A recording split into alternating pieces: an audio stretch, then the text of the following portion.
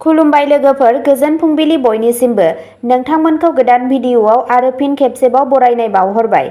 आं दिनै नोंथांमोननि सिगाङाव 4 आसिन 1433 मायथाइ एबा 21 सेप्तेम्बर 2024 मायथाइनि सानसेनि फानजामुथिखौ फरायथिनो लादों।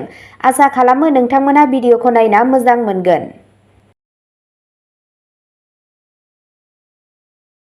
गिबियावनो दङ मेष राशि। रांखान्थियारि महरै नोंनि साना मोजां जानो थांगासिनो दं। सावस्रिया सिगांनि रुजुनायाव साबसिन जागोन। मावख'नि सासे देरसिन सुबुंनि हेफाजाबजों नोंथाङा गोनांथार खामानिफोरखौ फोजोबनो हायो। नखरजों मोनसे गोजोनथाव दावबायनायाव थांनायनि खाबु दं। दिनै नोंथाङा नोंथांनि जिउ लोगोरिनिफ्राय मोनसे सोमोनांथाव अनथोब मोननो हागोन। दिनैनि साना फालांगियारिफोरनि थाखाय मोजां सान जानो थांगासिनो दं। वृषभ राशि। दिनै नोंथाङा जायखिजाया गोजाम रां थिसननायनिफ्राय मोजां मुलाम्फा मोननो हागोन। रांखान्थियारि थासारिनि गनायथिजों नोंथाङा नोंथांनि बेसेन गोसा मोजां मोननायखौ आबुं खालामनो हागोन। नोंथाङा नखरजों जिरायनाय सान फालिनायनि बाथ्रा साननो हायो। माखासे सुबुंफोरा हा, बिल्डिं आरो गारि बायनायनि सायावबो सानगोन। सावस्रिया मोजां जागोन। मिथुन राशि।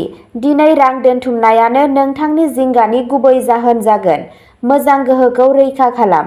नोंथाङा धोरोमारि हाबाफारिफोराव बाहागो लानो हायो। नोंथाङा लोगोफोर एबा बिदा-फंबायफोरजों मोजां सम हगारगोन। फालांगियारिफोरा गोदान फालांगि जागायनो खाबु मोननो हागौ। नोंथाङा रांखान्थियारि महरै सांग्राङै दावगालांनांगोन। कर्क राशि। दिनैनि साना रांखान्थियारि महरै मोजां नुदों। नोंथांनि जिउ खुंनायाव माखासे गोनांथार सोलायनाया नोंथांखौ महर मोनफिननायाव मदद होगोन। सानखौ रेजें ब्यामजों जागायजेनदो। जेबो रोखोमनि खैफोद दाला। मावख'नि राजखान्थिनिफ्राय जानगाराव था। सिंह राशि। दिनै रांआ गोदान फुंखाफोरनिफ्राय फैगोन। दिनैनि साना सोरखौबा प्रप'ज खालामनो थाखाय मोजां सान। सम्पथिजों सोमोन्दो गोनां नांलायनायफोरखौ सुस्रांनो हायो। जिउ लोगोरिया आबुं हेफाजाब मोनगोन। बिमा-बिफानि सावस्रिनि सायाव नोजोर लाखिनाया गोनांथार। बैसोगोराफोरा मावख'आव नोंथांनि आखुजों गोहोम खोख्लैगोन। नोंथाङा नोंथांनि रोंग'थिखौ दिन्थिनो मोनसे खाबु मोननो हागौ। कन्या राशि। दिनैनि साना फालांगियारिफोरनि थाखाय मोजां सान।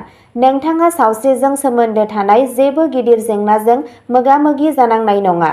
रांजों सोमोन्दो गोनां जायखिजाया गिदिर थिरांथा लानायनि सिगां मोजाङै सान। गोनांथि जायोब्ला नोंथाङा सासे राङारि रोंग'सानि सुबुरुनबो लानो हायो। गोदान साख्रिनि खाबुफोर नुजानो हागौ। दिनैनि साना सम्पथि बायनो थाखाय मोजां सान। तुला राशि। दिनै नोंनि रांखान्थियारि थासारिया दिदोम जानो थांगासिनो दं। दिनै गारिनि बाहायनायाव सांग्रां जा, नङाब्ला नोंथाङा दुखु मोननो हागौ। दिनै मावख'आव गोदान बिबान एबा बिफावफोर मोननो हायो। दिनै मोनसे गोदान खामानि जागायनाया मोजां जागोन। गथ'फोरनिफ्राय मोजां खौरां मोननो हायो। वृश्चिक राशि। दिनै रांखौ सानस्लाबै फुंखाफोरनिफ्राय मोननो हायो। माखासे सुबुंफोरा गुबुन हादोराव थांनो खाबु मोननो हागौ।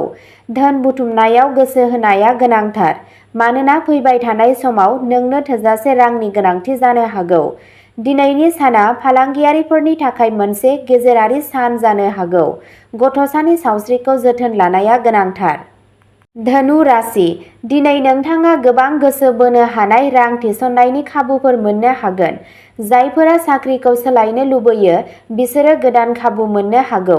नखरारि हेफाजाब मोनगोन। बयफ्रेन्ड गार्लफ्रेन्डनि लोगो हमनाया जाथावना। बादायलु आनजादनि थाखाय थियारि खालामग्राफोरा दिनै मोजां खौरां मोननो हागोन। मकर राशि। दिनैनि साना रांखान्थियारि आरो देहायारि महरै मोनसे मोजां सान जानो थांगासिनो दं। माखासे सुबुंफोरनि गोसोनि लुबैनाया जाफुंनो हायो। दिनै नोंथाङा दान होनो खाबु मोननो हागोन। मावख'आव खामानिनि नारसिननाया बांनो हागौ, नाथाय बेखौ सोलोजों सामलाय। खामानिनि नारसिनथायखौ न'आव दालाबो। जिउ लोगोरिया आबुं हेफाजाब मोनगोन। कुम्भ राशि। दिनै नोंथाङा गेदेरफोरनि बोर मोनगोन। सासे गोजाम लोगोखौ लोगो हमनाया जाथावना। गावनि सावस्रि आरो जिउ लोगोरिनि सावस्रिनि सायाव नोजोर हो। रांखान्थियारि महरै सांग्रां जा आरो गावनि खरसाखौ सोलोजों सामलाय। दावबायनाय समाव मोनसे मेडिकेल किट लाना थां। दान्थे-बिदान्थेनिफ्राय जानगाराव था आरो मावख'आव नोंथांनि खामानिखौ मोजाङै माव। मीन राशि दिनै नोंथाङा रांजों सोमोन्दो थानाय जेबो गिदिर जेंनाजों मोगा-मोगि जानांनाय नङा।